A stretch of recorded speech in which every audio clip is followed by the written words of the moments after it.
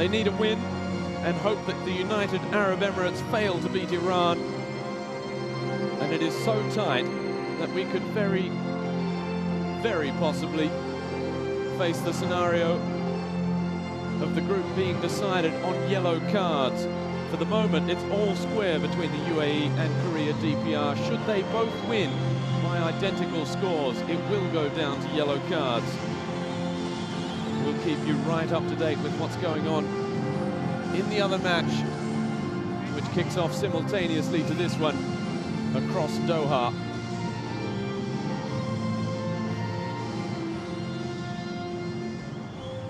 Well, tournament football is always very different for a national side, and the defending champions, they lost their opening game. They went ahead early before losing out to their arch rivals Iran, and then they left it very late in a late 93rd minute goal, an own goal against the UAE. Here's the national anthem of Iraq.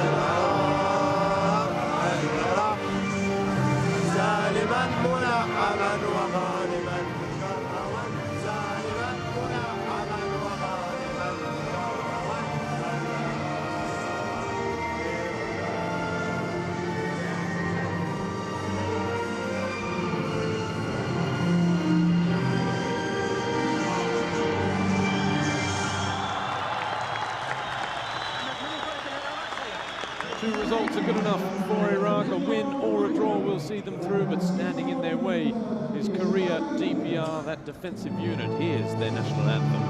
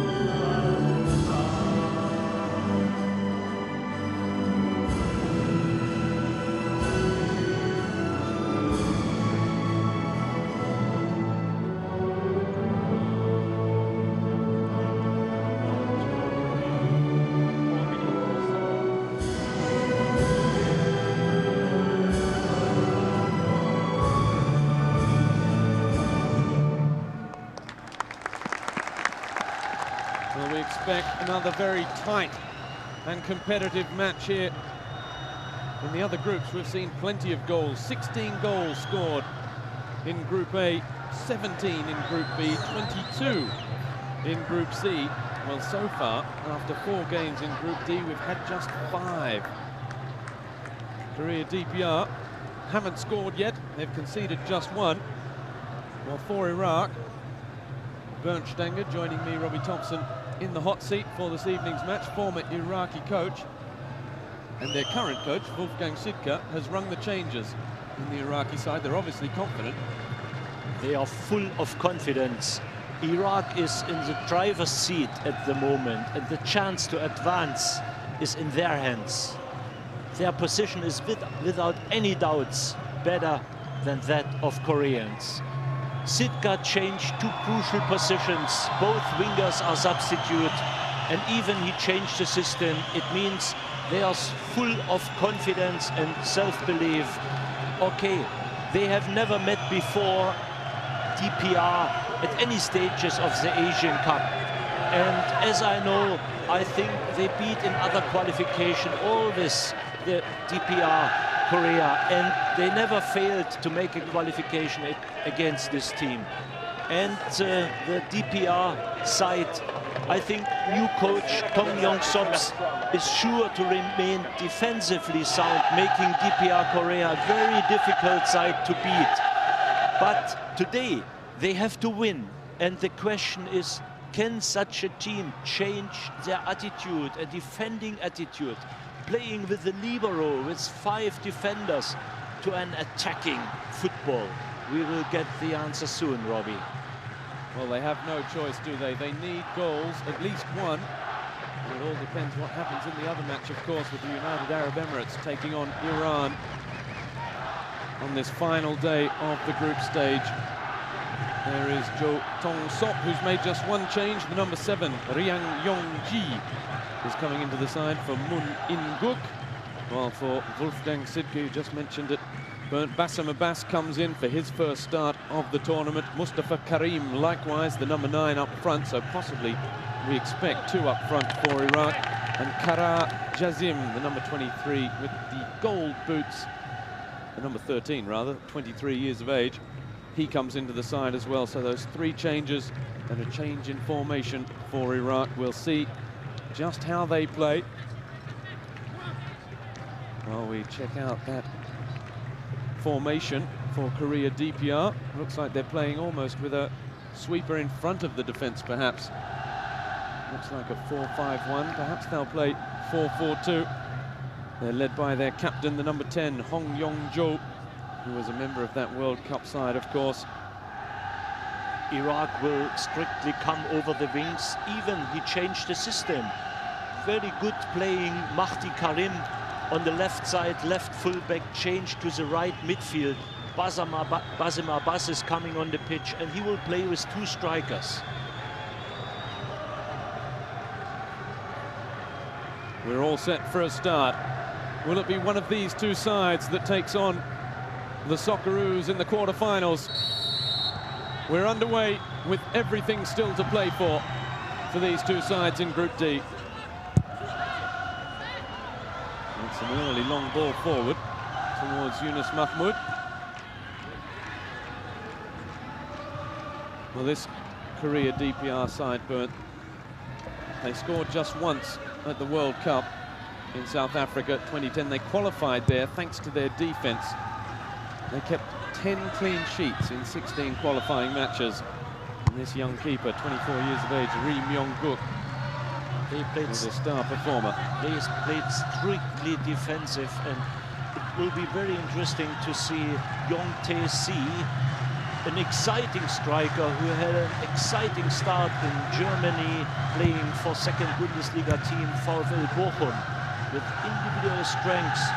But he was very, very alone all the time, and without support, they cannot score goals. Well, they'll have to commit more numbers forward. It looks like we've got Kim Kuk-jing, who's played in both matches so far. He's getting up and pushing up alongside Jong Tae-si.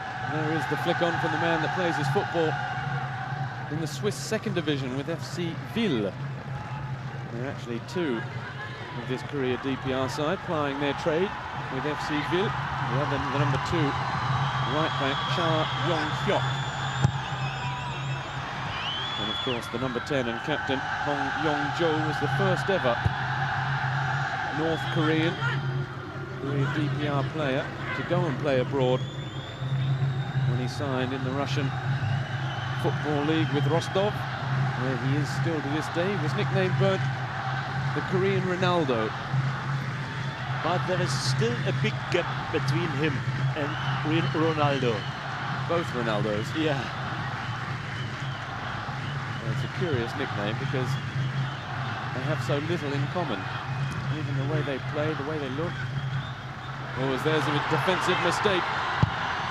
The early ball towards Yunus Mahmoud. It's over him. And it was Kara with the header at the back post. That could have been the ideal start. And you mentioned, Bernd, after chatting with the Iraqi coach, Wolfgang Sidke, that they wanted to get the ball wide and get those crosses in. That's where they feel there's a weakness in this Korea DPR lineup. Yeah, but he wants definitely come over the wings, both wings. And you see Mahdi Karim, after 2 minutes, he was already 2 times running forward and they are going for pressing. They are so full of confidence. And I don't believe in a titanic battle today at Al Rayyan Stadium. I don't believe in it. I still believe the Iraqis are so strong because the leaders of this team are still on the pitch with Yunus Mahmoud, with Qusay Munir, with Nashat Akram, Mahdi Karim. And that's why there's so much leadership, so much international experience. And for DPR, Korea, it's not enough to play a World Cup, to be there, to have experience. I think there's still a huge difference between both teams, but you never know. Ball turned over. That's Pak Nam-chol coming forward. He gets it wide to Ryang Yong-gi, one of 3 Japanese-born players of Korean origins, who's in the starting lineup this evening before Korea DPR. Out to John Kwang-ik. Pak Nam-chol again, he sees a lot of the ball. Flicked through by Hong Yong-jo. No free kick, says the referee, and now it's Nashat Akram. Little 1-2 with Yunus Mahmoud. Back to Yunus again. And Nashat Akram again. You can see how compact Korea, already sitting right back in their own half. 2 lines of 4, no space. Qusay. Nashat Akram again. These are the players that won this tournament 4 years ago. The players that were part of that amazing Olympic side in Athens 2004 that went all the way to the semi-finals. Unfortunately, he couldn't make his way in Europe. Very short time, not only for a trial, but he has been in Manchester City, joined Sven Göran Eriksson's side, later on Twente Enskede.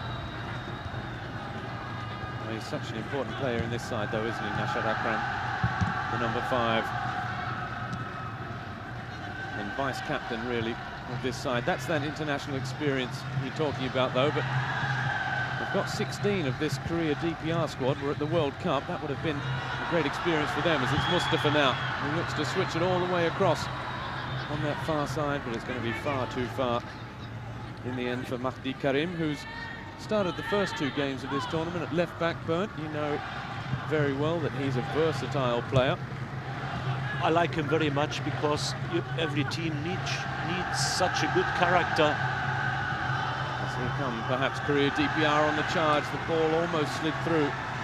You cannot stop him running, and he played my side when we took the championship in Cyprus and Super Cup, and he was such a popular player, even playing with famous European players on his side. Everybody loved him, especially the crowd, because he never gives up. Well, you took a few of that Iraqi squad to Cyprus, but it wasn't welcomed with open arms at first by the Cyprus club, Apollon Limassol, but in the end I think you were the only club in Europe, in all of Europe, to go through the season without a single defeat in any competition. Yeah, it has never been before in this club to win the championship without losing matches, and even a letter from Sepp Blatter arrived with congratulations for this amazing run. It was history in Cyprus football, and even not many teams in Europe achieved such things. I think Arsenal did it a couple of years ago, and we did it with 5 Iraqi players. Yeah, they are not so welcome because unknown. They preferred Yugoslavs or Russian players or German players, Polish players. But then those guys, they saw, didn't they? They saw the potential, because Hawar Mohammed, who played the first 2 matches and is just being rested by Wolfgang Sidke, such as the confidence that they'll have the firepower to overcome Korea DPR this evening. He went on to stay, didn't he, and play for Famagusta and score a goal in the Champions League against Inter Milan, no less. And he saves him today. He rests him, and you know, that's so much. There's so much confidence. Yesterday's coach from South Korea, he didn't risk it. You know, he played his best team because he wasn't sure, but Sitka is sure we will win today. And he said the tournament is long and I need fresh players for the next crucial matches. But at first they have to win. But they are dominating now. First 8 minutes playing football. Do you know if Wolfgang Sitka knows Holger Ossik very well? Because we could have the matchup of the two German coaches against each other in the quarterfinals. Wolfgang Sitka is highly respected. As here goes Mustafa, trying to burst into the area. He has done, still going. Korea DPR. Oh, that's a foul from Mahdi Karim. Just bundling over John Kwengik.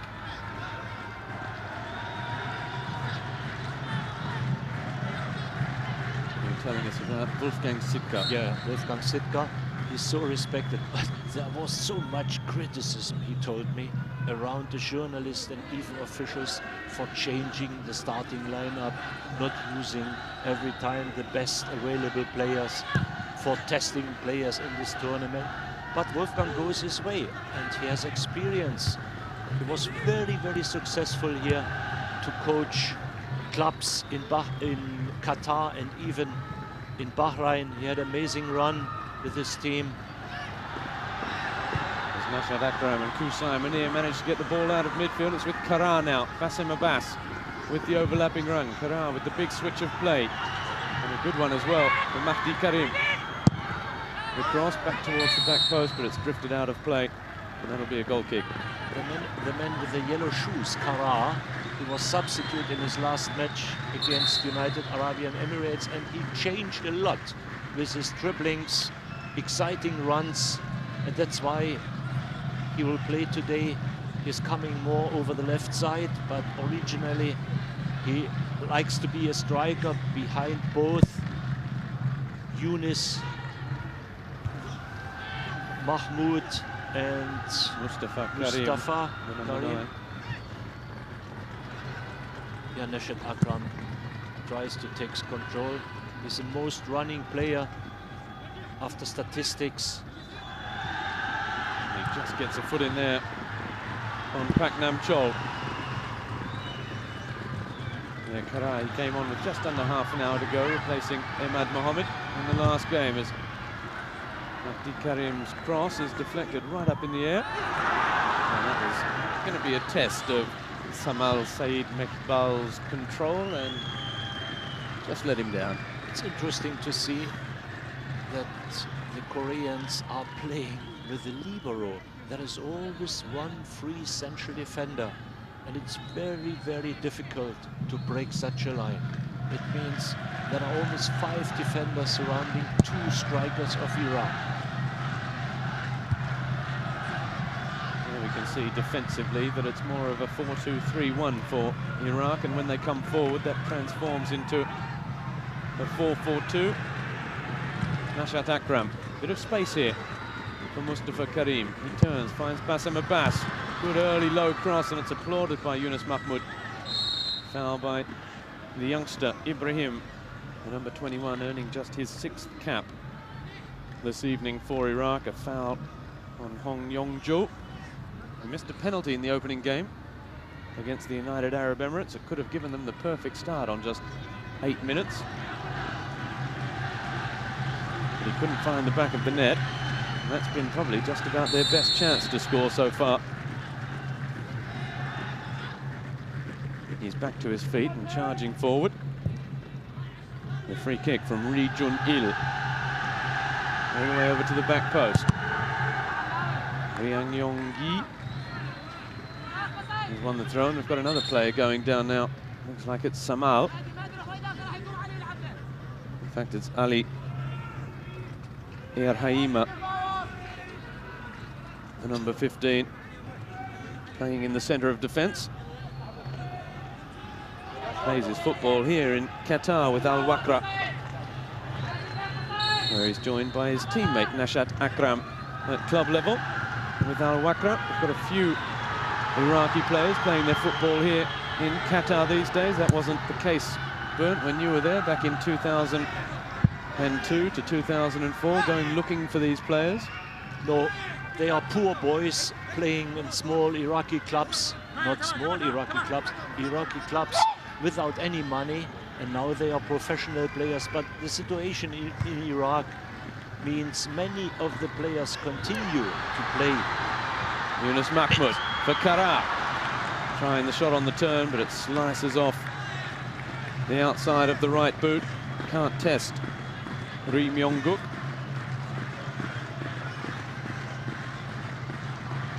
Yes, the situation in Iraq means many of the players continue to play professional outside of their homeland. Baghdad, Najaf, Kerbala are still not very nice places to play football.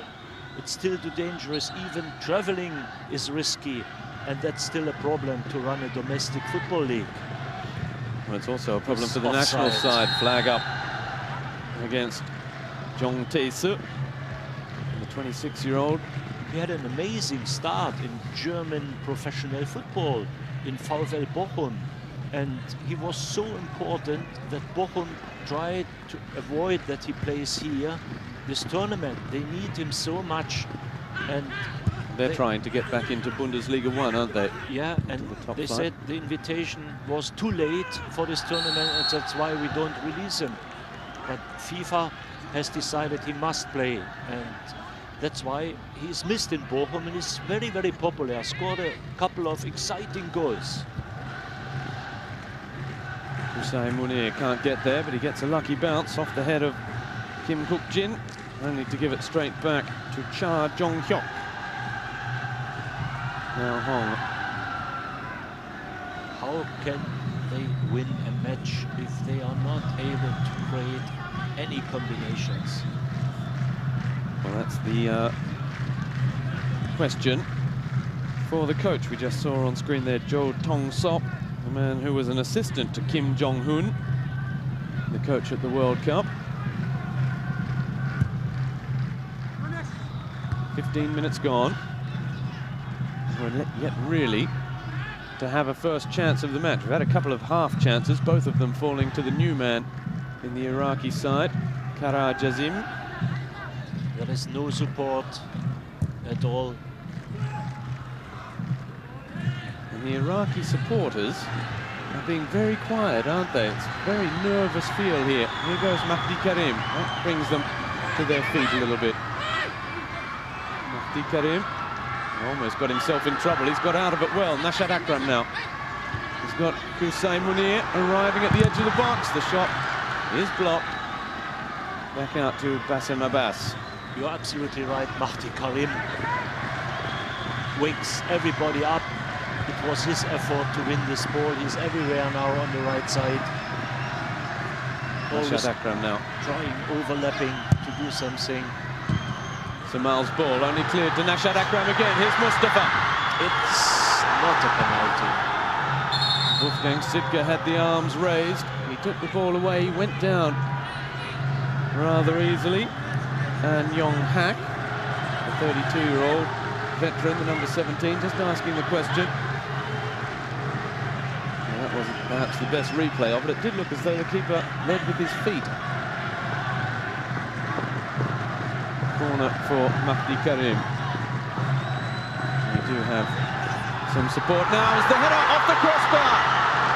It's still there. It was Samal who turns away in frustration. Well, that's the best chance of this one so far. The right back, the number 16, Samal Said Mejbal, meeting the cross from Mahdi Karim. And I think it took a deflection up as well on its way through and bounced back off the crossbar. Korea DPR survive.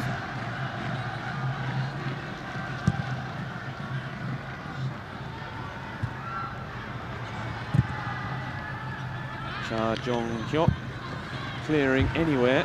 Well, you posed the question, Bernd, how is this side going to win if they can't? No, it's no penalty. Never. But here's the chance. In fact, I think it might be Mustafa Karim who's turned that ball up onto the crossbar. The header from Samal, and I think it was his own player, the number 9, Mustafa Karim, who perhaps prevented that one from going in. Dominating, and after 16 minutes, the first chance, I believe they are on track now.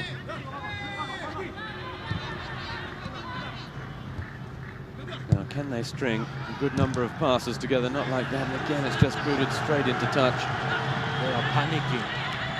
If you put a little bit more pressure on the defenders, they will, yeah. And there it is, the perfect replay of it. Mustafa Karim might have been saved on the line. He felt he needed to get a touch. Iraq so close to taking a big step towards the quarter-final showdown. If there is a winner here, and depending what happens in the other games, that's a nice little back heel from Hong Yong-jo. They will draw. It's Iraq. It's not a time to speak about weaknesses of the Iraqi teams, but I personally believe they are not so strong in the central defense. There is a very, very, very young guy, Ahmed Ibrahim. He's 19 years old, without any experience. A tall guy, a big talent, and the other one, Ali, is even not so confident. And for the next matches, in case they will go through, what I believe, they are not so good. Yunus Mahmoud has done very well. Back out towards Mustafa Karim on the edge of the box. Kusai Munir. Well, there's a header from that young man, Ahmed Ibrahim. Made his debut just a couple of weeks before the tournament. There was Mahdi Karim arriving, a little too late on the scene. That was a better ball forward towards Hong Yong-jo, the captain. He's being grappled back out of it by Nashat Akram.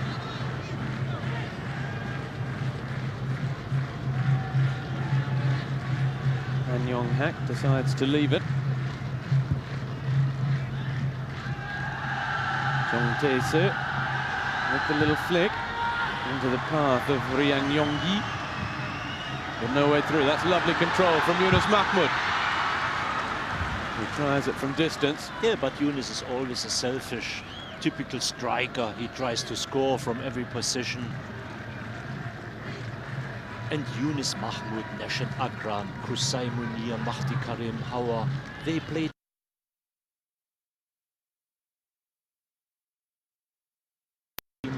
the national team now, so many international tournaments, so much experienced players.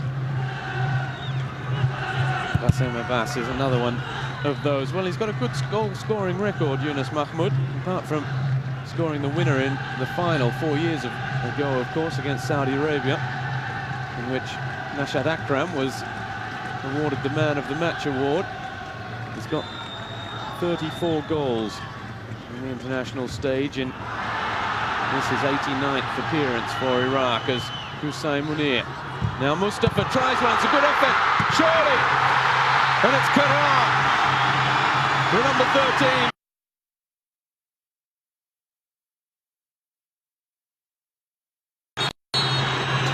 Minutes on the clock. It was a great shot from Mustafa Karim. The keeper did well, but he could only palm it straight into the path of Karar Jazim. Iraq lead by a goal to nil. Worryingly though, we've got Yunus Mahmoud down on the edge of the box. There. You know, Mustafa Karim, substitute player, to save other players. A fantastic strike. The ball moving around in the air as well. Difficult one for the keeper.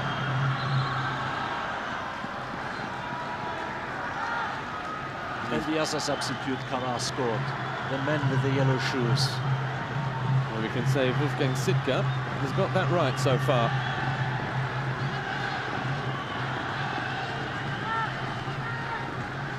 Yunus Mahmoud, though, is walking very gingerly on that left boot as we see the Iraqi supporters.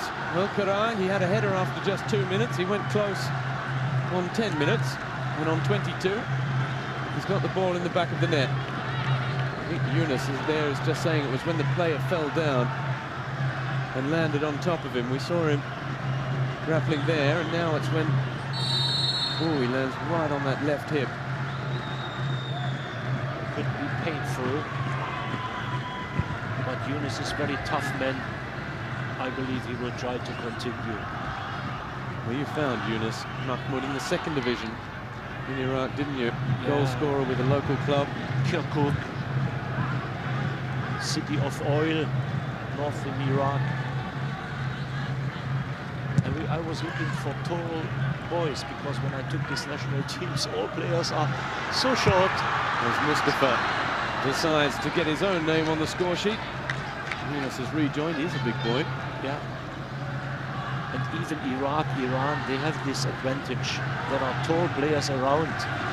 It's very difficult to find in the Gulf area tall, strong players, physical. They are not so strong, but here in Iraq, Iran, in Turkey, in this area, you find easily tall defenders or tall strikers. Yunus Mahmoud is an exciting player.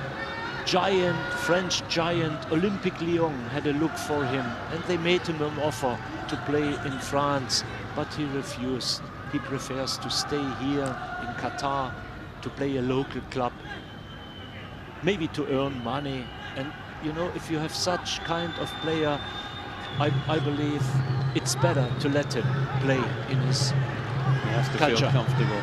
Yeah. Well, here we've got a free kick now after that foul on Jong Tae-soo. That's the number 9 taking it himself, and he strikes it well. Good free kick from the boy who plays in the Bundesliga now. You can see his skills. Fantastic striker, but what can he do alone? Yeah, good free kick. What can he do alone? Very, very alone. There is no support, any support to play 1-1, or even there are not players to play a final pass, or the two experienced players, maybe oldies, Moon Ying-gup, 33 years, and Yi Jun-nam, 34 years. They are sitting on the bench. Yeah, that's right, the number 8, Ji Yun-nam, the man that scored against Brazil at the World Cup, as Nashad Akram's ball towards Yunus is overhit.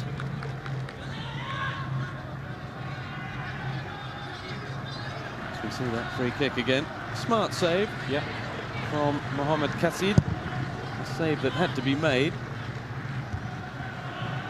It's an ambitious effort as well from Jong Tae-soo. He's a long way out. Here goes Kusai Munir. Linesman on that far side with the flag raised. Not sure the referee was going to give it. Kusai's gone down holding that right ankle. Kusai Munir, the 29-years-old player, is so important for the national team. You don't see him very often, but he's controlling the match. He's a player. There's Mahdi Karim's ball towards Karar again. He goes down. And that's well played from Ali, the central defender, who gets the ball in. Keeper makes the save this time. Yunus was arriving.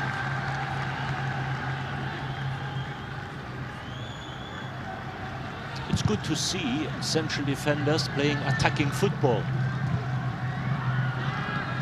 There is Kusai again. He goes without at that time. And Yong Hak.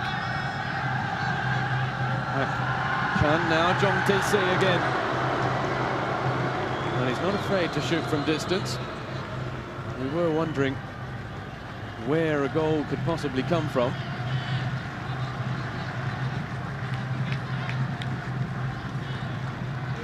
As we see the goal again.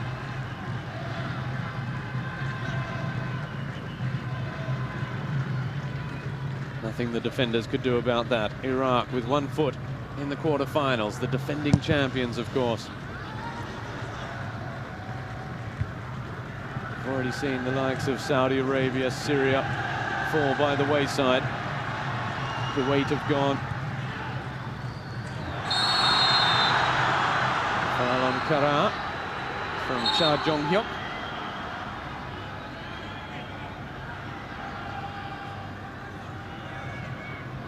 Well, if Korea DPR are to win this one, they will have to be careful of their yellow card count, just in case. They came into this game with 4 yellow cards already in the tournament, as opposed to the United Arab Emirates 2. Kara with the nod down. Mustafa. Oof, nobody there. Nashad Akram and Yunus Mahmoud just looking at each other. It's cleared as far as Ali. Nashad Akram again. First time ball for Mahdi Karim. Coming inside. Yunus looking back with the 1-2. Hong Yong-jo. Showing too much of that to Ali Haimina, but he's got it back through Riang Yong-gi.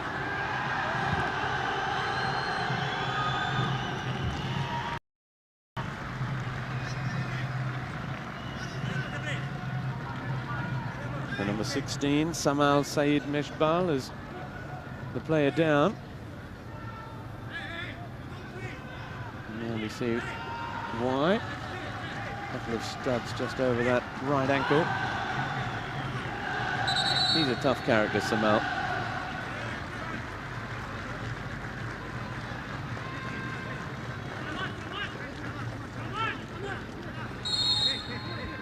Iraq will be returning possession. Mahdi Karim sends it all the way back to Ri Myung-guk. Who's been beaten already this evening by Kara Jazim on 22 minutes, perhaps at the other end. Pak Nam-chol. Pak Nam-chol, that's a great ball for Jung Tae-soo. And his control on the chest. Just saw the ball run away from him. That was a lovely pass and a well-timed run as well. He beat the offside trap. At that moment, just got away from him. Good skills. Great ball. But goalkeeper blocked everything. He knows that was perhaps a little bit more than a half chance for a player of his quality as well. Spent a lot of time in Japan, in the J-League.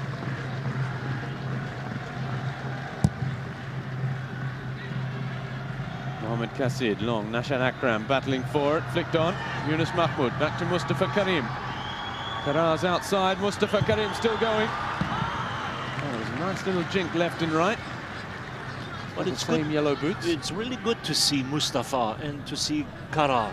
Exciting new players for the Iraqi national team. And for the moment, they've combined for the only goal of the game. Kusai Munir, only as far as An Yong-hak. And they saved 2 of their best players, Hawa and Emad. Mustafa again. Back to Bassem Abbas. Chipping it towards Nashad Akram. He might yet get the rebound. It's Mustafa on for Yunus. Nashad Akram now. Well, they're getting to the edge of the area, Bernd. They're not carving out that clear-cut chance as of yet, but they're getting closer and closer. They had 2 changes and they came permanently over the wings in their first 2 matches against Iran and even United Arab Emirates. But now is another chance for them. Here we go. Hong gets it wide to Kim Cook. Lays it back out to Pak. And Pak Nam-chol's ball flies high of the mark again. Well, it's on the counter-attack. Tried to hit it first time.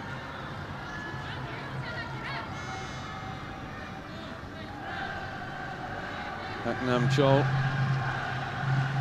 one of the regulars in this side now. He's just 25 years of age. One of several players to play for April 25th, the military club, and the biggest club in Korea, DPR. Kim Kook-jin winning the ball off Kara.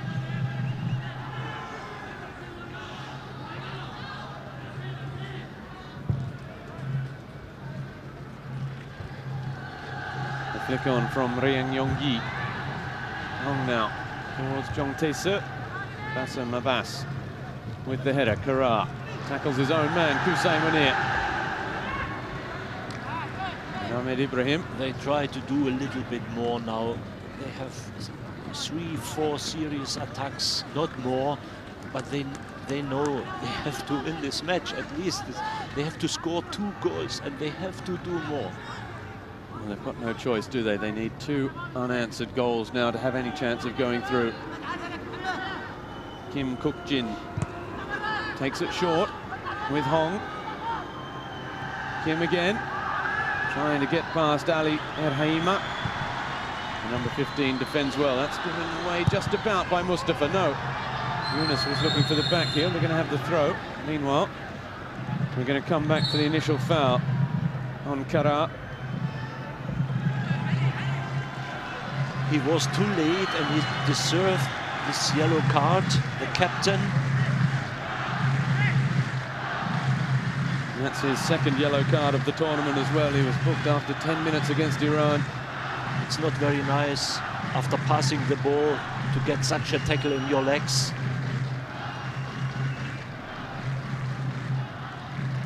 Well, it may look unlikely, but should Korea DPR go through to the quarterfinals, they will be without their captain, Hong Yong-joo.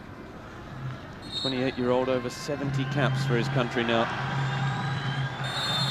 But he will be suspended for their next match in this tournament.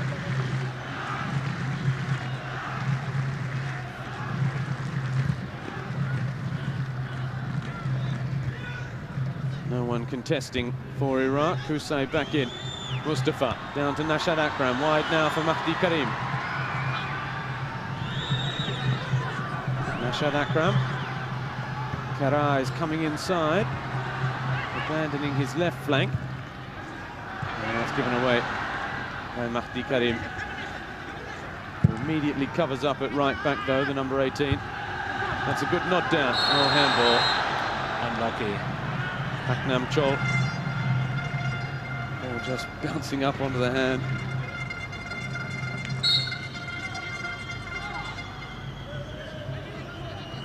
Iraq seem to be attacking a lot more down that right-hand flank, and Kara, who's nominally the left midfielder, comes inside a lot. He's got it here. Now can he produce the cross? Oh, it's not a bad one towards Yunus Mahmoud. He's appealing for the penalty. I think the flag is up for offside. You're right, Robbie. There is nothing over the left side. The reason is very, very simple. Basim Abbas, the left defender, does not... Yeah, you can't give him a penalty for that. If anything, I think it was the free kick that went the other way, because Yunus Mahmoud just grabbed his man and threw him out of the way. Good decision from the referee and his assistant on that far side. I don't think we've mentioned him either. Mod Salah Subkidin from Malaysia is our official this evening. And not on again from Jong Tae-seo. Paknam Chol dispossessed by Nashad Akram. Here he goes now, the number 5. He's got Kara jetting off ahead of him. Yunus is in the middle. Mustafa as well. It's towards Mustafa at the front post, and what a great chance that was. A brilliant run, running from deep at the back post to the front, but really he should have scored there again, but he took it direct and it's difficult, but fantastic cross and a good move.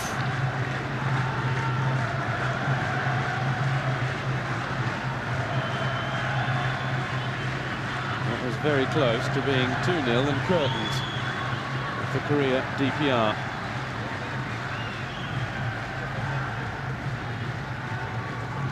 Yunus lurking on the goal line. It's towards the front post. Oh, that wasn't far away again. Nashad Akram now. There is nobody, Nashad.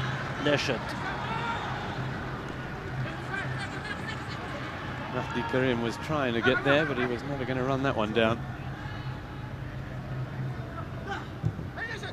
Just over 7 minutes to go in this first half. Iraq leading Korea DPR by 1-0. It will end all the suspense if it stays this way. Iraq will go through. And just 7 months after the World Cup finals, where they scored 1 and conceded 12, including that 7-0 loss to Portugal, as that's a nice ball in. Pak Nam-chol again trying to rise for the header. It won't be easy for him. He's not the biggest midfielder in the world. Yunus tackled again from behind, that time by Ri Junil. Well, they haven't conceded as many here. They haven't had that disastrous walloping that they received at the hands of Portugal, or even after the Côte d'Ivoire that put 3 past them. After that ever so promising start against Brazil, that 2-1 defeat. There was even some talk that this side might just emulate the heroics of that 1966 side, where they knocked out Italy in the group stage, were leading Portugal 3-0 after 25 minutes of their quarter-final. For many, many years, the greatest sensation in world football.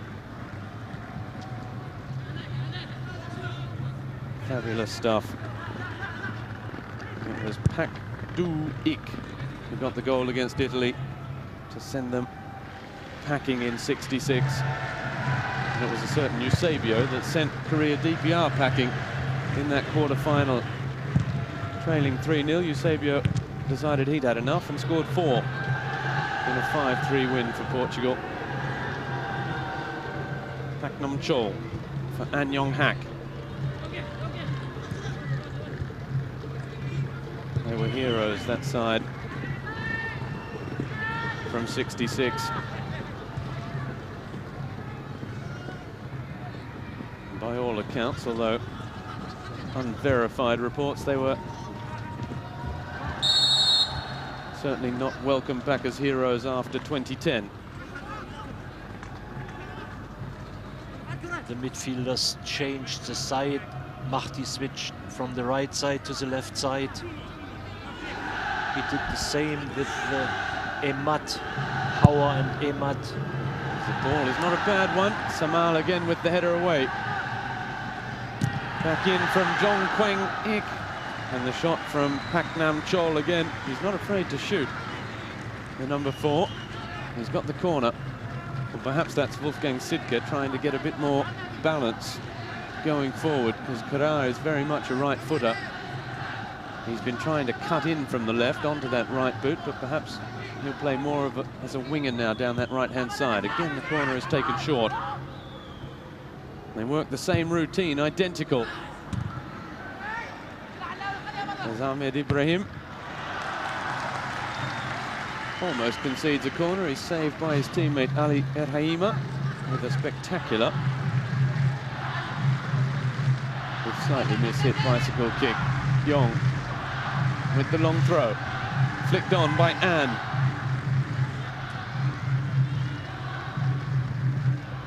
Cha Jong-hyuk again, their touch lets them down.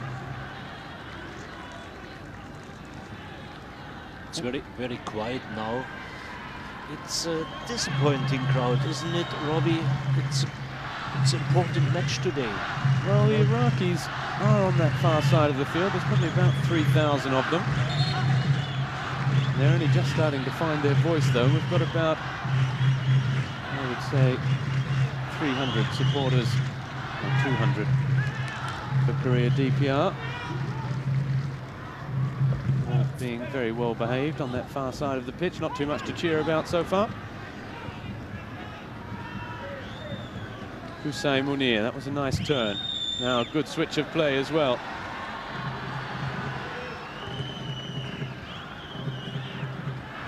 Samal just about keeps it in play.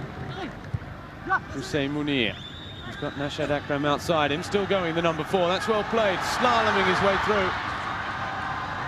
In the end, the defence from Jong Kwang-ik. Now the counter-attack again, they can't find Jong Tae-seok. It looks very good if Hussein Munir is moving forward, very elegant, very smoothly.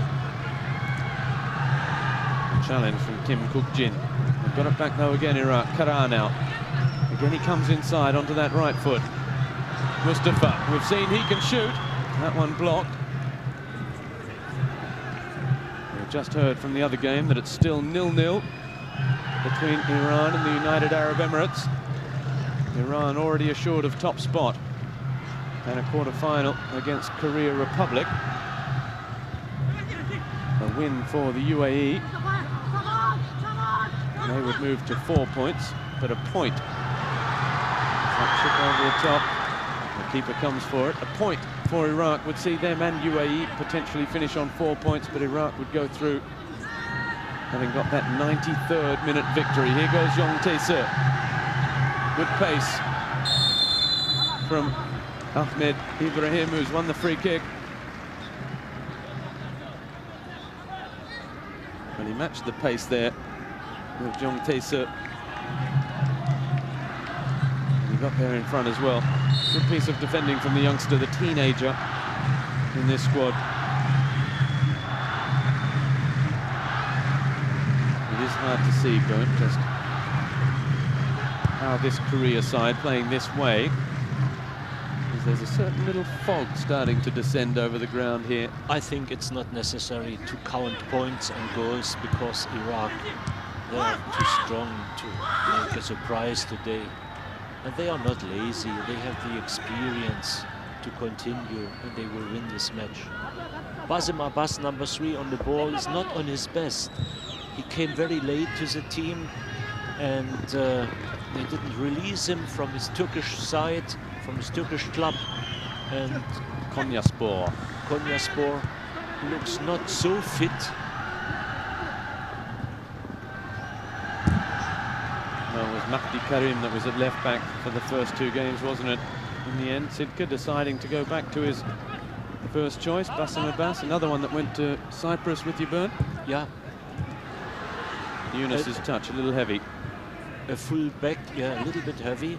A full back who was always on the way forward, playing attacking football. He has an exciting shot. But until now, he didn't use his abilities. Alon Kara. Kim Kook-jin just telling Kara to get up. And there was nothing in it. The replay would offer some defence to the Korean winger. 2 minutes of stoppage time. At the end of this first half, we're into that now. Mahdi Karim can't run it down, but it's cleared only as far as Samal. He's got Kusay inside. Samal again, and now back out to Ali Erhaima. On Iraq, they're just in control of this one. There was a little 5-minute spell, Bernd, where Korea DPR looked to put them under some pressure. 5 minutes only. Mustafa leaping with Ri Jun-il, and illegally so. As I said at the beginning, DPR has not won any match, and there is not so much confidence and self-belief, and you cannot change your attitude from a defending game to attacking game. They are not able to deliver an attacking performance to score at least 1 or 2 goals today. They are not good enough. They've been defending for a long time, haven't they? That was the foundations with which they qualified for South Africa 2010. They're the 15th ranked side in Asia, Bernd, which apart from India is the lowest ranked side. And you can see it in this tournament. Yeah, they're ranked 109th in the current latest FIFA rankings. Mind you, they're not always the greatest indicators as the half-time whistle goes. Iraq lead Korea DPR by a goal to 0. It came in the 22nd minute from Kara Jassim.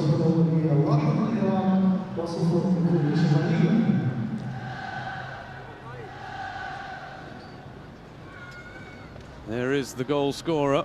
The most running player, Mahdi Karim, over the right side. Well, they have 1 foot in the quarterfinals, Iraq. They played the better football. They played some football, which we can't really say about Korea DPR, who really struggled to just string any passes together. And I think we can say it's deservedly a 1-0 lead for Iraq at the break. Corea with the goal.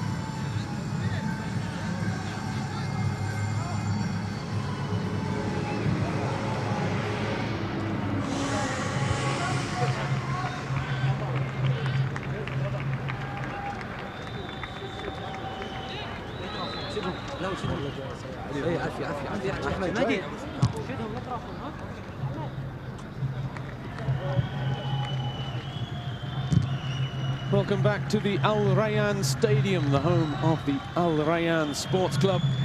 This 22,000 seater venue. It's got about 5 in it for this evening's match between Iraq, the defending Asian champions from 2007, against 2010 World Cup side Korea DPR. For the moment, it's the defending champions that have the nod and have 1 foot in the quarterfinals. If it stays this way, they will take on Australia's Socceroos in the last 8. Can we expect a titanic battle, was the question at Al Rayyan Stadium today. I don't think so. There won't be a titanic battle now in the second half. Well, Korea DPR have offered very little in terms of an attacking threat. Just 1 free kick, really, from Jong Tae-seo. They are preparing for a change immediately at the start of this second half. It hasn't been effectuated just yet for Korea DPR. Looks as though it's the number 14, Pak Nam Chol, as opposed to the number 4, Pak Nam Chol, who's preparing to come into the game. We could have both of them out there. Commentator's nightmare.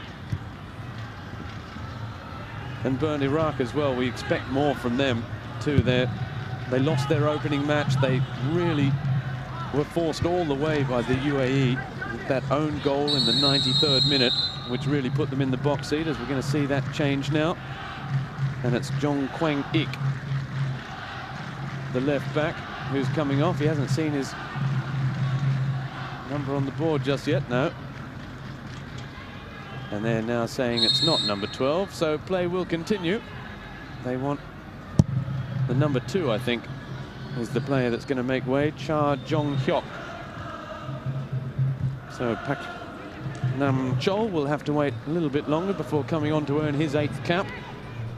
But it's very strange to change after 1 minute in the second half. You can do it in a quiet situation in the changing room during halftime to give clear advices. After 1 minute in the second half, a little bit strange. It's a curious one. The ball is at the feet of Kim Kuk-jin. Switch of play towards Jong Tae-seo. That's a good little nod down for the man that might be making way, Cha Jong-hyuk, who tries the shot.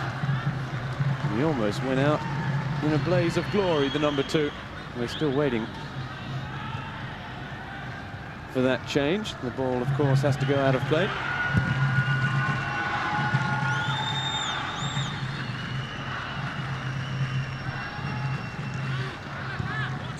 Both central defenders are not looking so confident in passing the ball. They are always 2, 3, 4 steps running, looking for partners. One-touch football is impossible, and they never play in the center, always over the wings. It means there is not so much experience. In the end, it's Ri Jun-il, the 23-year-old, who makes way for Pak Nam Chol. So 2 Pak Nam Chols out on the field. Both of them were in the World Cup squad as well.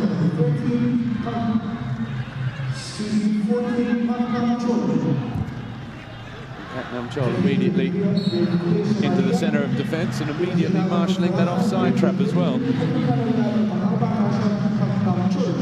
Nam Chol, who played a full game against the United Arab Emirates, but then did not figure in the second match against Iran. And Sarifad's goal midway through the second half, settling that one.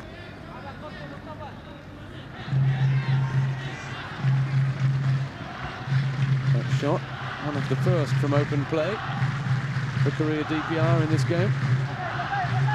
Cha Jong-hyuk.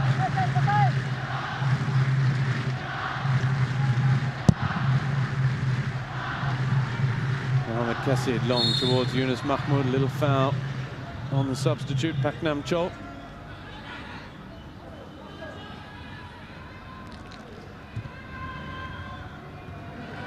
Can they construct something? It's a long ball forward.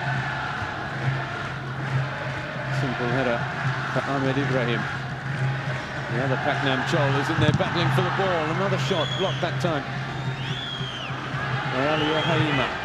Now Mehdi Karim. Nashad Akram. Hussein Renu gives it right back. And that's a poor touch. Now Karar, his touch is heavy as well. It's quite slippery out. Mist falling. It's been raining for about 48 hours in Doha. Not so much rain today, but a very heavy feel in the air. What a fantastic surface, fantastic pitch. Many matches, but it's like billiard. Ali, Nashad Akram and Mustafa. He's got Yunus Mahmoud ahead of him. Ooh. Intercepted by Ri Kweng Chon.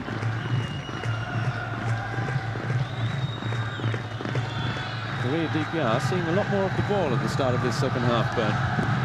Now we have to see if they can do something with it. That's a good ball for Cha Jong-hyuk. Cha Jong-hyuk still whistles from the Iraqi fans as he makes his way towards the corner flag. Promptly falls over. And it's a goal kick. It's a good question, but we know players. They feel already we have to save power for the next big match against Australia.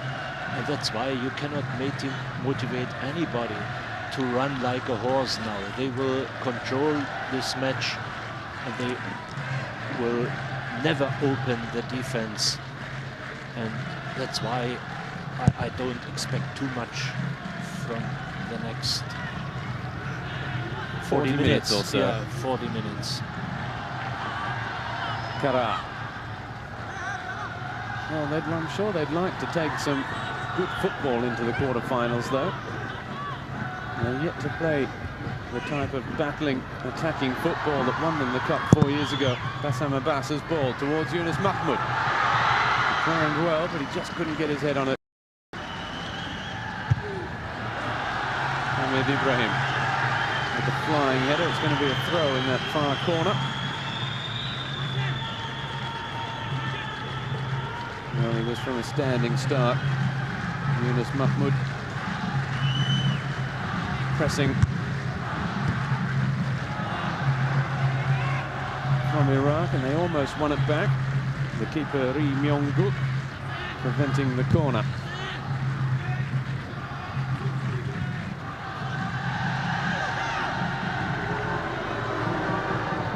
Ahmed Ibrahim does likewise at the other, and that's a poor clearance straight to Yang Yong-ji.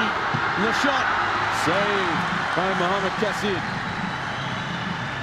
He made one mistake in the last game as well against United Arab Emirates that he got away with. Ali Erhaima comes across to just G him up a little bit. That was a terrible pass from the young defender. He's 19 years old and he looks not so confident. So many passing mistakes. Good strike. Karau from 25 meters out. The keeper having a dive for the cameras, I think.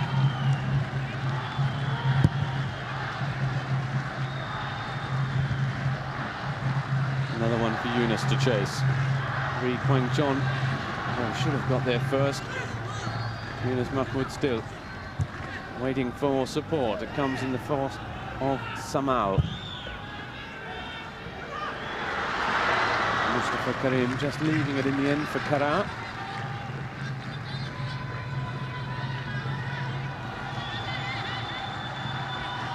Wolfgang Sitka will bring, I believe, Hawa Mohammed on the left side and Emad Mohammed back.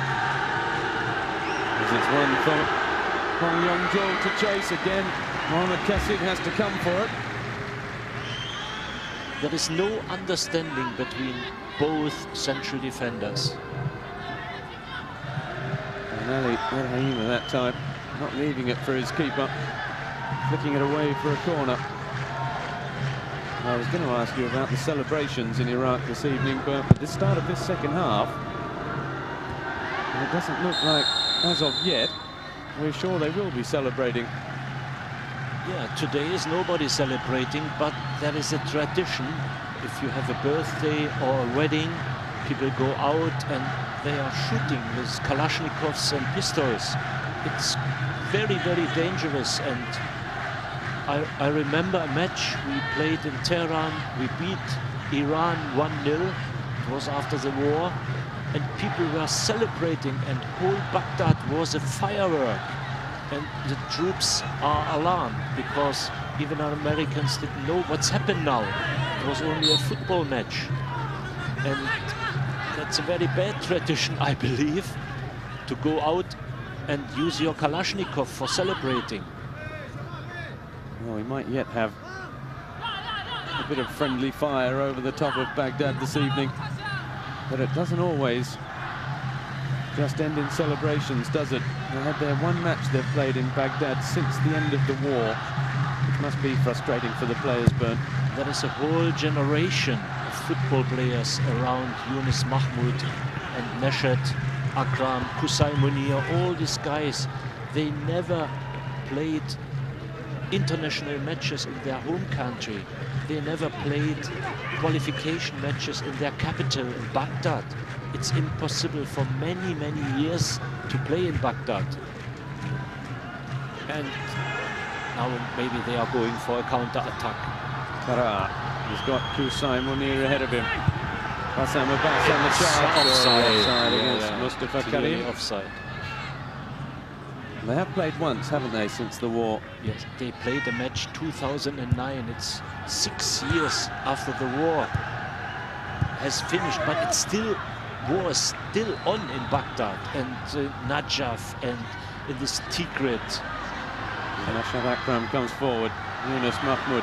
He's just looked a little bit off colour this tournament, hasn't he, Yunus Mahmoud? He plays his football here in Doha with Al Gharafa, but he hasn't looked so at home. No, and I'm a little bit disappointed, but maybe he can do it better with stronger teams, with better teams. He's a naughty boy, and it's very difficult to lead him or to convince him to do something for pressing or to work for the team. It's offside and handball. And everything all in one. Yeah, and they played Palestine 2009, the first match after the war in Baghdad, in an overcrowded stadium, 50,000 capacity crowd, and they won this match 4-1. After the match was this traditional celebrating with Kalashnikovs and pistols, and it's official, 50 people died. And in celebrations. Yeah, that's why authorities are still in doubt to invite teams to play in Baghdad. They don't risk it. And even discussions, the president of the Iraqi Football Association, to play a friendly match in Erbil. It's north in Iraq. It's now very quiet there. They have a new stadium.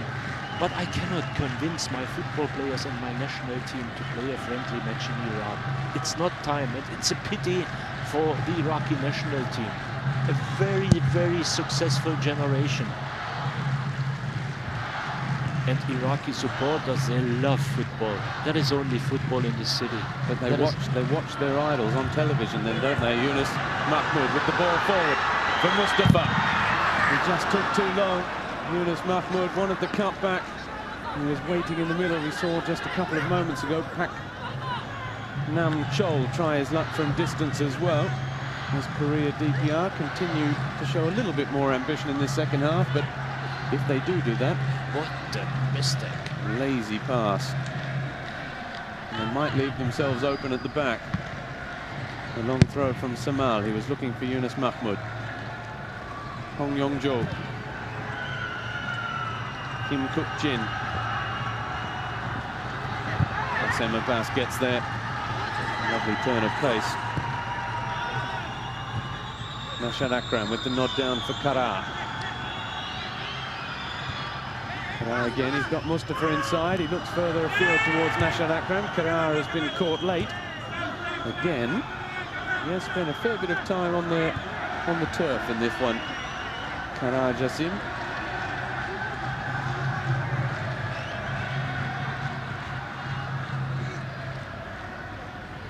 Yes, Robbie, when I've been informed the war will start tomorrow and I had to leave this country, I wrote very quick letters to all of my players, even those youngsters who are those players who are playing today.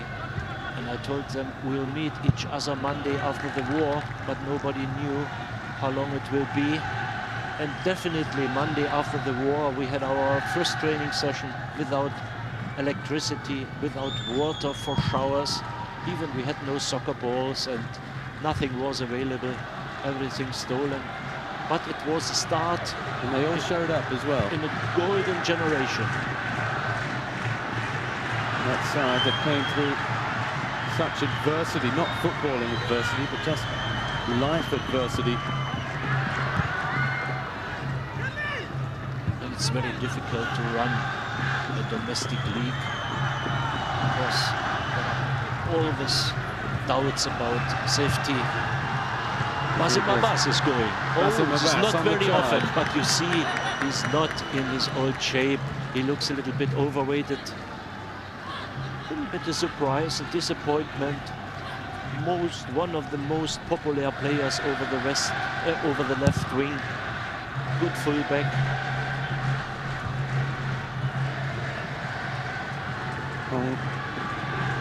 Again, the number 10 in possession. Gets it wide to Cha Jong-hyuk. Hong Yong-jo again. The right back, they slow things right down. Pak Nam Chol. Young Yong-yi. Young's ball for the other Pak Nam Chol. Oh, perhaps he learned a thing or two at the World Cup. Maikon scored an absolutely breathtaking goal against Korea DPR from that kind of angle, a little bit closer perhaps. And perhaps Pak Nam Chol, just remembering what Maikon did, tried his luck himself from the impossible angle.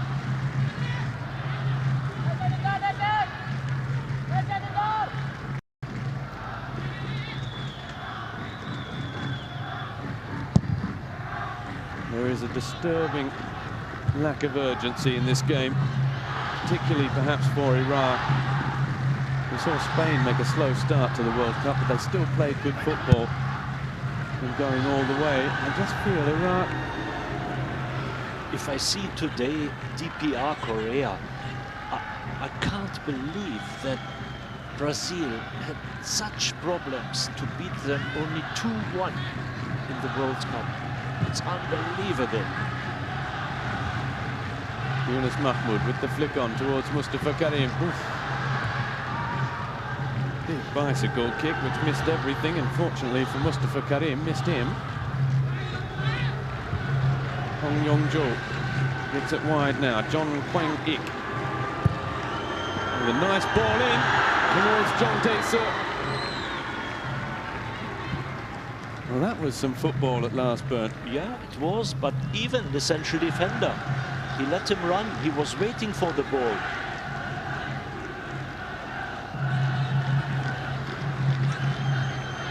Wolfgang Sidke wants his side to pay a little bit more attention. It was the overlapping run from the left back. Aliyah Haimina towards Mehdi Karim. We haven't seen Mehdi Karim in this second half, the number 18. Nashad Akram pushed off the ball by Pak Nam Chol, no free kick. Even Wolfgang Sitka is more running along his line. He's nervous now. He feels something. You know, his team slows down. Yonggi, Pak Nam Chol with a little chip over the top for Jong Tae-seo, but he wasn't reading the intentions of his number 7. He's an experienced coach. Maybe he will make some changes now to bring big guns or another young player. I'm not sure. I'm absolutely sure the Australians and Holger Osik, they will see both wing midfield players, Hawa on the left and Imad Mohamed on the right side. Very experienced guys. He rested them. Today's match, there is much, much more danger. They didn't come over the wings today, the Iraqis. Would you expect the number 18, Mehdi Karim, to drop back again, or perhaps back across to left back again, as Yunus Mahmoud turns inside? Ri Kwang John. Hussein Munir claiming it was deflected. It is. It'll be a throw for Mehdi Karim. Jo Tong Sop, I think, can be relatively pleased with how his side has responded at the start of this second half, as there's a lazy control from Mehdi Karim. Well, that's the second foul throw, in my opinion. We just haven't seen it on screen by Korea DPR. The referee from Malaysia not too interested in the technicalities. It is always frustrating when the referee blows up for foul throws, but these are very foul. Nashad Akram. Kara. Harassed by Pak Nam Chol, gets it back to Ahmed Ibrahim. Nashad Akram, another lazy pass. One over the top. Flag up for offside against, I think, both Mustafa Karim and Yunus Mahmoud. It's the same old story. If every player gives 10% less, if they are not any more focused, it's even difficult to beat India, or it's difficult to beat DPR.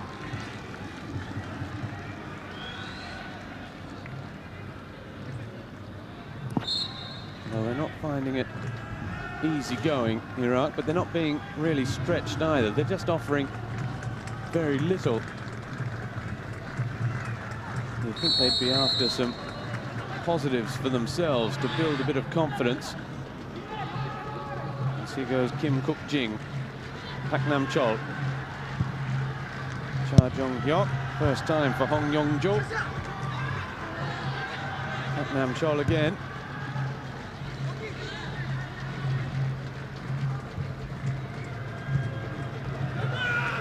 Yang Yong-hee, who still plays his football in Japan for Vegalta Sendai, where he is trying to run that one down.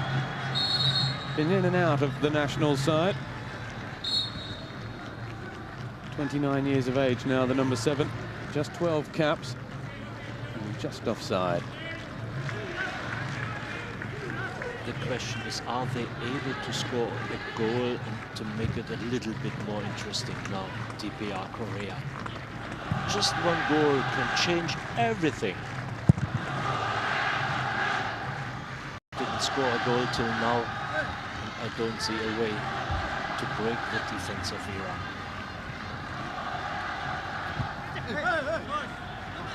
It's a throw for Iran, who still lead by a goal to nil. We're approaching the midway point of this second half. Well, the Socceroos clearly have people here burnt watching this one. Do you think they'll be concerned? How would they analyse it? I think we've seen nothing that really could concern We haven't seen the side of Australia's status. Yeah, you're right. We haven't seen anything for analysis today, because Sitka will change his team. He will have tactical changes, and the weakness is clear. The weakness is in the central defense, definitely in Iran. These young guys a talent for the future, but he has not so much experience. It will be interesting to see how he plays against Cahill and experienced QL. Will be very, very difficult for those youngsters. And even in the air, they show lack of class. Kusai gets it wide to Bassam Abbas. The switch of play towards Yunus Mahmoud. It's not a bad pass. Again, it's for the keeper, though. And they had options. Bassam Abbas ahead of him. Foul by Kara. Just pushing Han Yong-hak off the ball. Taken quickly. Pak Nam Chol for Cha Jong-hyuk. Kim Kuk-jin, the number 23, who's running all over the park, left to right, switching sides with Riang Yong-ji. But yet to have any real joy as of yet. John Kwang-ik looking up for his captain, Hong Yong-jo.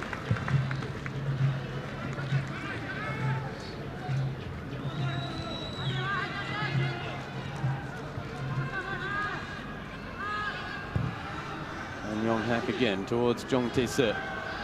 Little flick on, it's not a bad one, it's in towards Riang. Oh, and that was another half chance. And again, it's the central defense, beaten in the air, slow, not attacking the ball. And very nearly gifting Riang Yong-gi a sight on goal.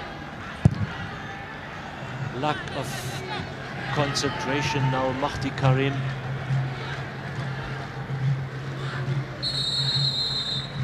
Just when you think that Wolfgang Sitka must surely make some changes before this is doing more harm than good. Nashad Akram's now having a word at Mahdi Karim, who's already apologised to Yunus Mahmoud.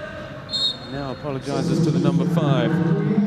Kim Kuk-jin makes way. He's replaced by Moon In-guk, one of those two veterans you were mentioning earlier in the commentary, Bert. 33-year-old, number 11. Here he is immediately. Will be interesting. Maybe he can.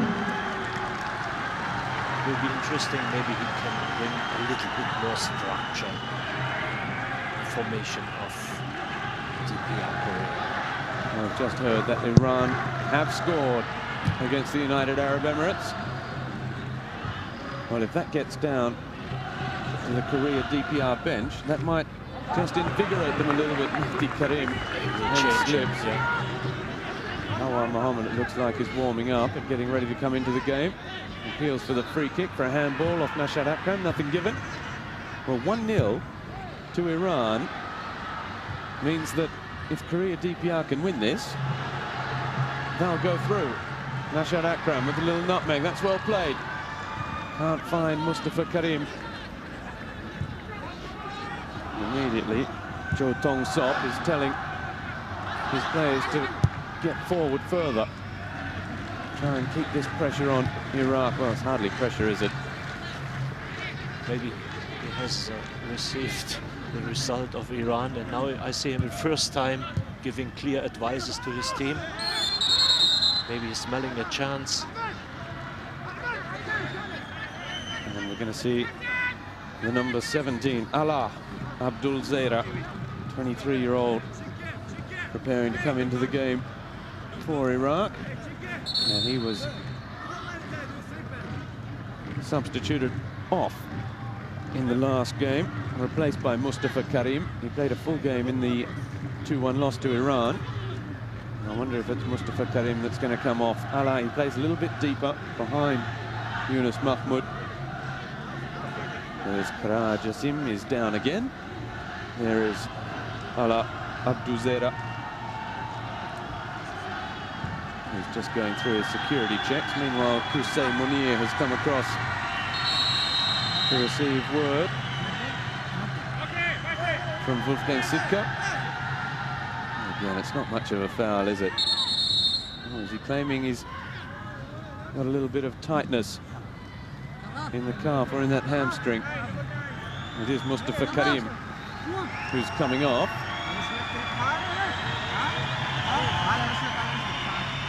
He had a good strike, but we didn't see so much from him today. I don't expect him playing in Australia. Well, do you think we might see 3 first-team substitutions now, just to give the likes of Ala, Awar Mohammed, Emad Mohammed perhaps a bit of a run?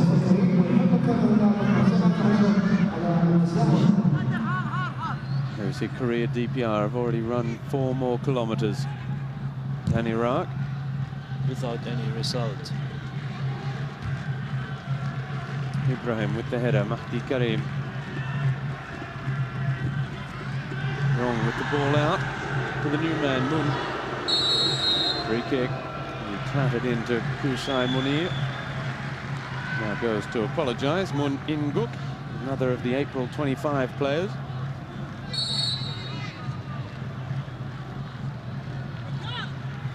They have 2 players in Japan, Ryang Yonggi, the number 7, and the number 17, An Yong Hak, who plays with Omiya Ardija.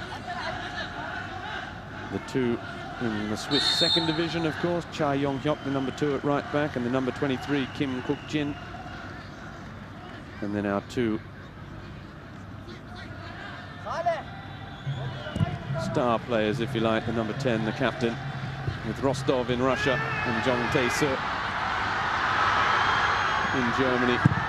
Kara gets it onto that left foot. Again, Nashan Akram was waiting at the edge of the box and just lets Kara know that perhaps he should look for a teammate.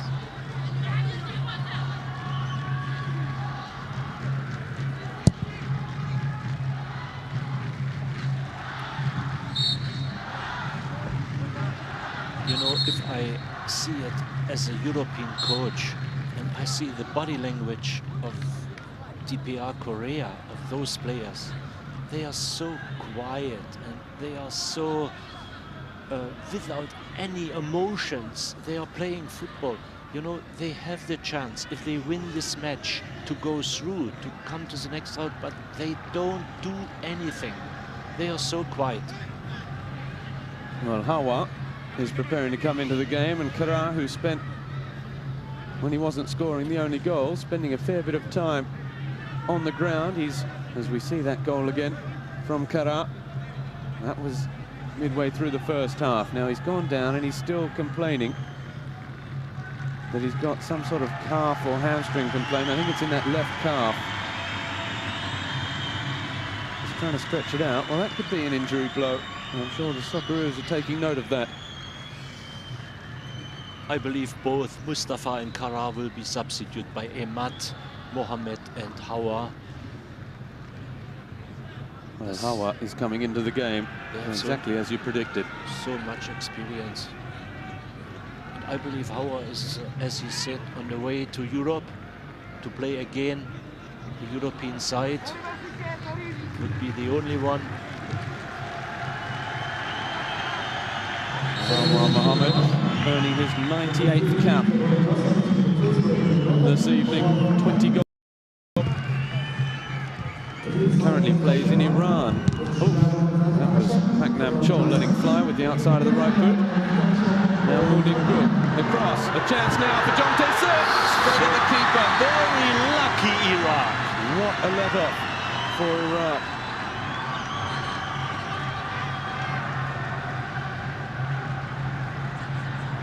Well, they're doing this at their own peril, Bernd, but really, you feel they could so easily be punished for this approach. Moon In-guk over the top towards Hong Yong-jo. Samal is there that time, gets it forward. Ala. Iraq lost completely his way to play. There is no more control.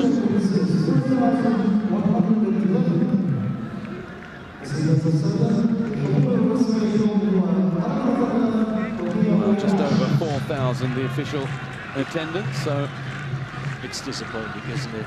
For a crucial match as well, a big game here. Perhaps the locals are saving themselves for Qatar's quarter-final in 2 days' time. There is a lot to do for the World Cup 2022. Yunus gets the flick on towards Ala.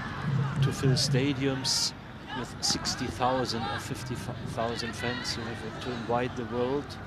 community in Qatar is not big enough.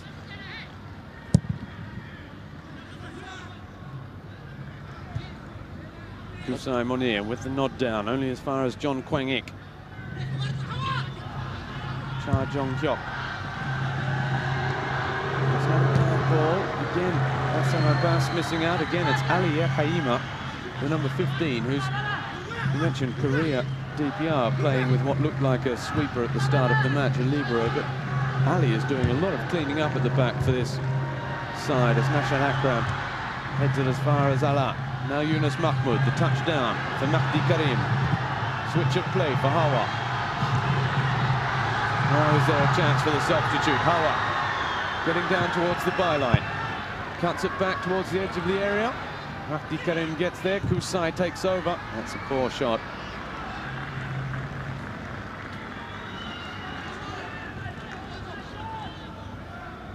And again, it's just one-out stuff. No real sense of ambition. No teamwork. Hawa Mohammed again. So if your theory is correct, Bernd, we should be seeing Emad Mohammed soon, the number 7. To see him stretch his legs. Samal. Inside for Allah. Nashat Akram. Yunus. Well, that's well played. Just too heavy. The ball through. I didn't see so many splitting balls from Nashat Akram, who's able to have a nicely, finally touch in this area. Until now, he couldn't show it. And Yunus Mahmoud's movement is very poor today. Absolutely, he's waiting. He's doing nothing. Samal with the throw towards Allah. Hong Yong-jo. Cleared by Samal again towards Yunus Mahmoud. Lee Kwang-john. I don't know how they play against Australia, but you will definitely see another Iraqi team. This is not Iraq today. This is a team a little bit lazy, sure that they are qualified for the quarterfinals, saving power now, resting players. They will be fresh and powerful back against Australia. It will be a very, very difficult match for Holger Osik's side. Well, we're inside the final 10 minutes now.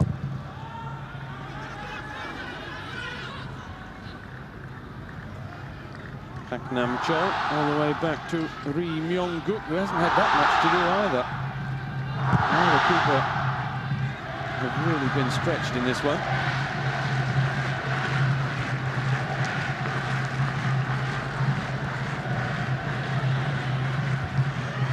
And Yong-hak all the way back to Ri Myong-guk again. Pak Nam-chol can't play that as captain. Yunus jumping with Pak Nam-chol. The ball back to him from Hawa Mohammed. That was Ri Kwang-chon, number 5, with the interception. Now Riang Yong-gi. Pak Nam-chol with the ball to the back post. It's not a bad ball now. Hassan Abbas just clipping the heels. Is that so? How close was that? Off the left boot with Hong Yong-jo. Very poor clearance from Basim Abbas. Look at this, it was deflected. And in the end wide, but that was goal bound off the boot with Yong-jo.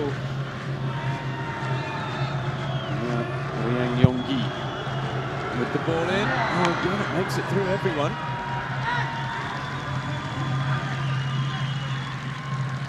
Well, it's not a defending champion showing a whole lot of swagger and just marching into the quarterfinals, is it?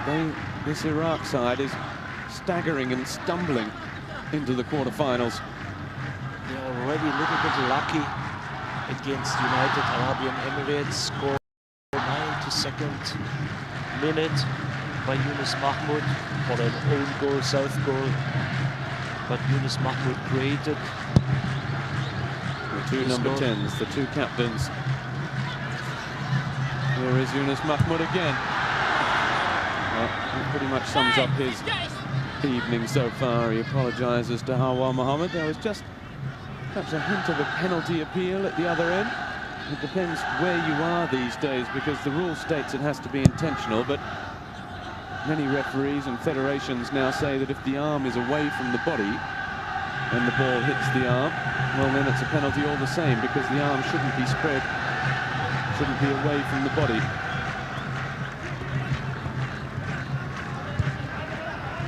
I certainly wouldn't have been surprised to see a penalty given for an intentional handball, even if that one, well, did deflect that shot away from goal. Rashad Akram approaching the 11K mark. Good work out for him. He said he's the player that runs the most in this side. He's permanently running 10 kilometers. Last match was a record run from him.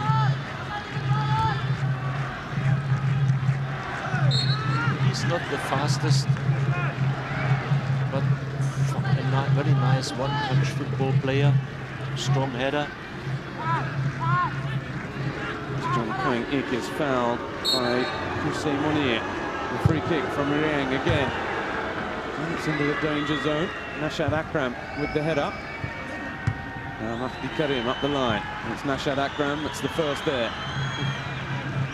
Little knee up in the air. Gets it back again. Hawa Mohammed now. We've just heard that it's Iran 2, United Arab Emirates 0. I just wonder if that has got down to the Korea DPR headline touchline, because they've got just over 5 minutes left to try and score twice, and they'll be on their way. Now I'm a little bit in doubt about the quality of the Asian champion. I don't know why, but sometimes over the top for Yunus Mahmoud to chase. Coaches have a feeling for quality of football teams. Rashad Akram, he was trying to find Hawa Mohammed, and you've got a bad feeling, Bern. A bad feeling now. It's not time to say it will be easy for the Australians, but after today's match, I believe they have a chance to beat Iran. It will be very, very hard, because we will see another side, another formation, another tactic. They will go back to play with one striker, with Yunus Mahmoud, and 3 experienced guys behind. Rashad Akram and Hussein Monir will play definitely defense central midfielders, defense midfielders, and there is a lack of experience in the defense. Yunus Mahmoud with the touch for Hussein Monir. Well, Australia didn't fly into the quarterfinals either, but they struggled perhaps a little bit in the second half against Bahrain as well, on their way to a 1-0 win. But performance you want before you head into a big match. There aren't too many positives in this performance for Iraq. It takes confidence away. If you have a good performance, if you play combinational football, if you have fun, as South Korea yesterday had. They had a lot of fun to play football. They enjoy football. It's like a training session.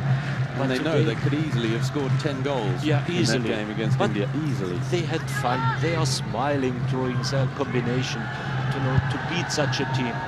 But today, a little nod down. The referee unsighted, appeals for the penalty. And again there was Rashad Akram with a fairly guilty look on his face. Let's have a look. There's a running behind. He is dragging him back, I think. Had hold of just a little bit a touch shot with his body. Hong Yong-jo's bit of that number 10 shirt in his hand, I think, perhaps from Rashad Akram. It'd be nice to see. I know a different angle of that one. Many referees. Unfortunately, I think he was about 30 meters from the action, and there were a lot of players in the box in front of him. He didn't get any support from his linesman on that far side either. His compatriot from Malaysia. I believe he didn't see it. He was not concentrated. The linesman on this near side is from China, Mu Yujin. He's been working that offside flag as well. There is the Malaysian referee. I think a couple of players still having words. Yong Tae-soo again leaping. Yunus Mahmoud won't get there. Lee Kwang-chon for Yang Yong-gi. That was better defending from Bassem Abbas. Under 2 minutes to go now. Iraq might just hold on. It's no football, and I cannot see a chance in the second half for the Iraqi team. There was nothing happened. We've had a few chances at the other end, though, haven't we? We probably could have had a penalty, I feel, at least between that drag back and the handball earlier. Rashad Akram settles things down, and I'm sure Mohamed Kassid will want to settle things down further as well. Chong Tae-soo goes and places the ball. We've got an Iraqi player down now. He's going to need some attention. And there it is again.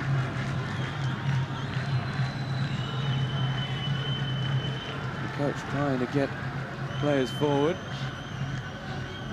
It's Ali Erhaima who's been doing an awful lot of running. He's had to cover the other central defender. Yeah.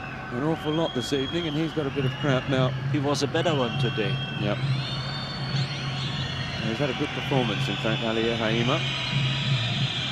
But you know, even in the Australian team, there is so much experience, and I cannot believe that there is only one player in the squad around Mark Schwarzer who will underestimate Iraq. They will never do it, because football players know exactly it's another game, it's another match, and we will face another Iraqi team.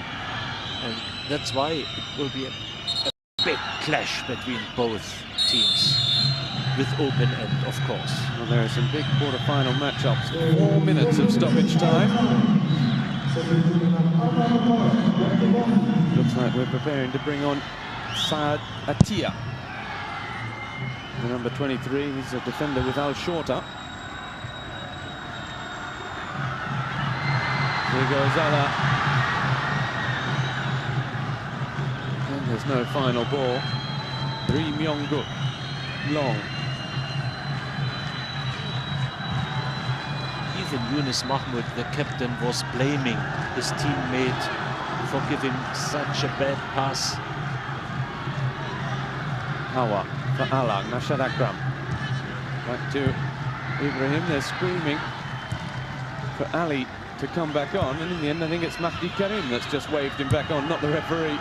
They're back to 11. That shows just how worried they are, Iraq, in these final stages. They didn't want to be defending with just 10 men.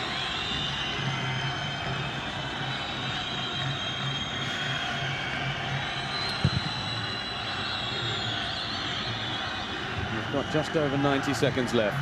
It hasn't been the most scintillating match of football we've seen in this tournament, Burton. We've seen some excellent matches of football. You are right. It's a poor performance today, but at the end of the day, what counts? The result is important. The coach will say, forget everything what's happened today. Be focused for the next match. The Iraqi supporters on the far side are already celebrating. Ala, wide for Mahdi Karim. The question will be, can you turn yourself on and off like this if you're an Iraqi player? They've turned off completely in this game.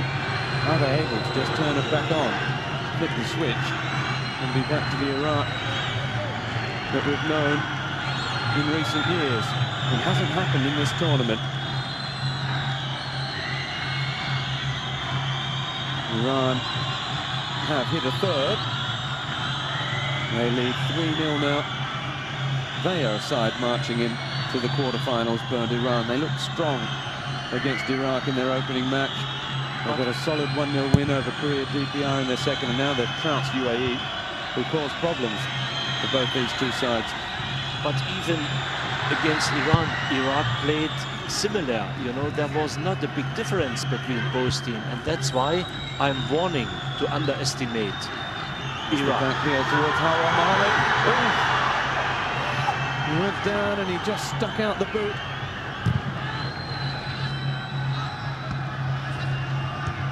Chong Tae-soo, he's battled hard this evening, the number 9. He's been the biggest goal threat, as that's a good pass for Alai, and it just skips away from the players. Nothing's measured. Rashad Akram gives it away this time. Haknam Chol, wide for his captain, Hong Yong-jo. Little chip in towards Chong Tae-soo. Hassan Abbas gets in front, perhaps is in a heap. Wins the free kick. It's better for Australia to play Iraq than Iran. That's what I believe. I wonder if Korea Republic are just regretting not banging in a few more goals against India yesterday, taking a little bit more seriously and having the chance to take on Iraq rather than Iran.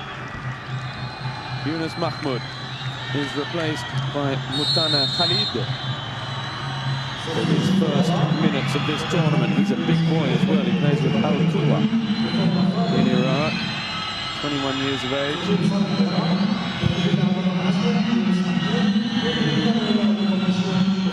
All hands shaking down on the bench for Yunus Mahmoud. Not sure he's can really be happy with the way he's performed. Samal just gets there over the top for Mahdi Karim. DPR will leave this tournament without a goal. They could not score a goal. Even India scored 3. It's all over here at the Al Rayyan. Iraq are finishing second in Group D and will play the Socceroos in the quarterfinals after a 1-0 victory over Korea DPR.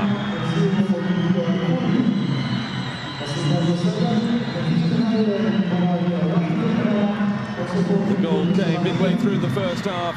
Kara Jassim profiting from a fabulous shot and an excellent save as well, but the keeper Ri Myung-guk could only parry Mustafa Karim's shot into of Kara Jassim, who netted with glee his 3rd international goal. Former Olympic captain, silver medalist at the Asian Games here in Doha in 2006. Well, it's hard really to take anything from this, apart from the fact that people will always tell you the important thing is to win. They got the result, they got the win, they're through. It's a long tournament, and coach Wolfgang Sittger did everything right today. He rested players, important players, players who give a lot, like Power Mohammed, Emad Mohammed. He has fresh power over the wings against Australia. He didn't risk anything. They have no received yellow cards. They have hopefully not serious injuries. The best team will play against Australia, whatsoever. And that's why we should forget this match. Everything went smoothly for Iraq. They are second. They will face a great team from Australia, and they have to show we are the defending champion. It will be very, very difficult, and I'm looking forward to see this match. Exciting match. So we have the quarter-final lineups then. Uzbekistan, Jordan, Japan, Qatar, Iran, Korea Republic, and Australia will take on the defending champions from Iraq. Korea DPR players made their way across to applaud their supporters. Iran did likewise. With kisses for the camera as well. Ali Haimi was a good performer, the number 15 for Iraq this evening, but even so there was some nervy defending at the back and a couple of real chances when Mohamed Kassid, the goalkeeper, was just in the right place at the right time more than anything else. But they've got their win.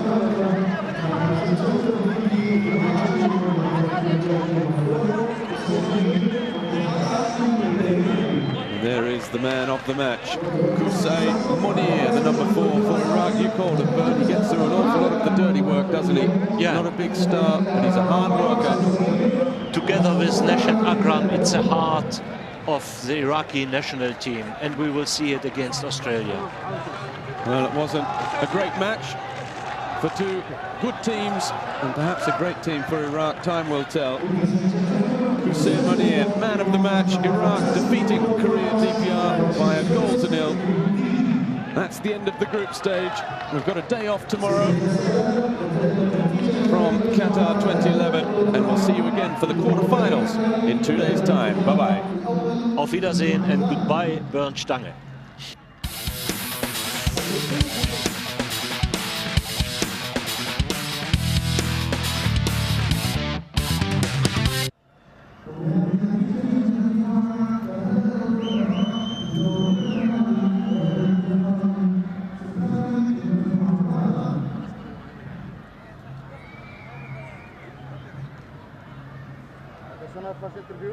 يونس محمود، مبروكين الفوز، مبروكين الترشح للدور الربع النهائي. بداية بسم الله الرحمن الرحيم. الحمد لله يعني اليوم قدمنا مستوى طيب امام كوريا. كوريا فريق عنيد، لكن يمكن يعني اليوم كنا احسن من لعبة الامارات ولعبة ايران، وقدرنا ان نحصل على هدف واكثر من فرصة ضيعنا. نقول الحمد لله والشكر على كل شيء. تأهلنا المباراة الجاية. الان المباراة الصعبة راح تجينا اللي هي استراليا، واعتقد ان اللاعبين يعرفون المسؤوليه اللي موجوده عليهم، لان الان وصلنا مرحله ما بها مجال انك ما بها نقاط. الان اللي يغلب يصعد واللي يخسر يطلع. بالنسبه لجمهور العراق وبالنسبه للبطوله ككل، اهم شيء ان صاحب البطوله السابقه ما زال موجود في المنافسات. الحمد لله والشكر. اكيد احنا جايين هنا جايين نحافظ على اللقب، احنا اصحاب اللقب نحافظ عليه قدر المستطاع، ونتمنى من رب العالمين يوفقنا ونحصل على الكاس مره ثانيه.